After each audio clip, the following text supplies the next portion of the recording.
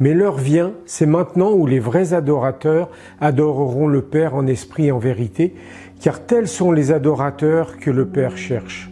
Jean, chapitre 4, verset 23. De nombreux documentaires ont filmé la vie de ces aventuriers en recherche d'un trésor caché. Ces hommes et ces femmes étaient poussés par une conviction profonde, celle que leurs efforts seraient bientôt récompensés et que les privations du moment prendront fin lorsqu'ils auront enfin trouvé leur fameux trésor. Notre Dieu est un chercheur de trésors. Il souhaite avoir accès au trésor de notre cœur. Il nous interpelle, nous appelle sans relâche, où que nous soyons et quelles que soient les circonstances. Lorsqu'Adam s'est coupé de la relation, Dieu est parti à sa recherche. Adam, où es-tu?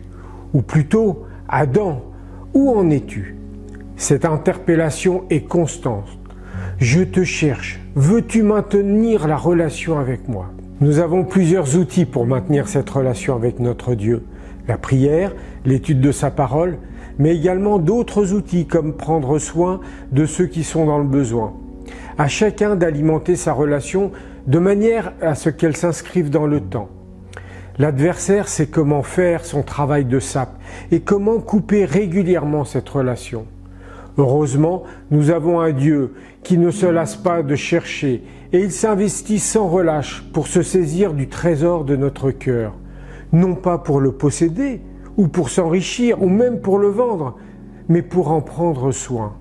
Confier à Dieu ce trésor est la chose la plus sage que nous pouvons faire, et donc de veiller à garder ce lien avec lui. Je vous propose de réfléchir à tous les obstacles qui nous éloignent de Dieu, de les identifier, d'en faire un sujet régulier de prière, pour que le trésor de notre cœur prenne place entre les mains de notre Père Céleste.